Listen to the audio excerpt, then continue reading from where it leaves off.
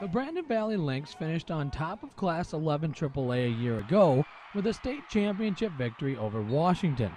Now the Lynx turn their attention to this season, where they will meet rival Roosevelt in the season opener. As a team, I think we're really just excited to get out there and finally play a game against another opponent. I mean, we've kind of been going against ourselves for the past couple of weeks, so I think we're just excited to get out there and finally play a game, see where we're at. Following last season's outcome, the South Dakota Prep Media Football Poll ranked the Lynx as the preseason #1 team. But Brandon Valley isn't resting on their laurels. It doesn't mean that much to me anyways. I don't know how the rest of the guys feel, but I mean, last year's over with. We got new guys that need to step up. We got returning guys that need to step up, so ranks don't really matter to me right now. We always know that our goal is to get better as the year goes on, and you know, the preseason rankings and things like that really don't mean anything. It's, you know, who's playing in the Final Four at the end and with a chance to go to the Dome. Last season, Roosevelt handed Brandon Valley their second loss of the year, as Roosevelt's defense held the Lynx to only 7 points en route to a 24-7 win. Last year our defense played really well against them, and I guess I can't really expect that kind of a performance every week, but we're hoping that we can, you know, control them a little bit if possible, and they've got a lot of their skill guys back, and it's going to really depend on what happens up front, I think. Brandon Valley returns one of the state's top quarterbacks in Thomas Skolton, who could cause problems for Roosevelt's defense. Trust our D-line. As a defense, we try to be gap sound. That's our main key.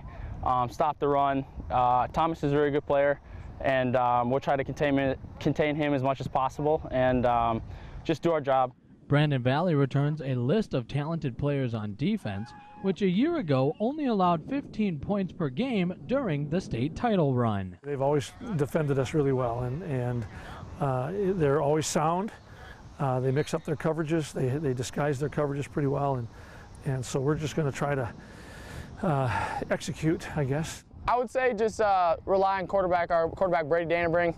He's been slinging the ball out here, making confident reads, so I think it comes down to him, and if we get our reads right. Roosevelt's defense allowed less than 19 points per game a year ago and returns their 2 leaders on defense in Adam and Aaron Kusler.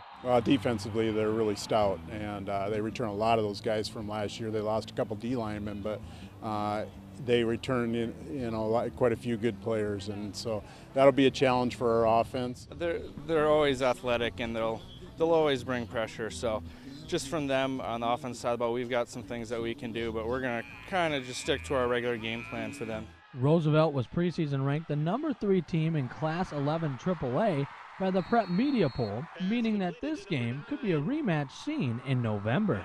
It definitely could be. I think time will tell. I think both teams are very good, and I think both teams are definitely in the title contention. The Lynx and Rough Riders will square off Friday at Howard Wood Field. Kickoff is set for 6 o'clock, and highlights can be seen during the KELOLAND Sports Zone Friday night at 10:30. With this KELOLAND.com original, I'm Grant Sweeter.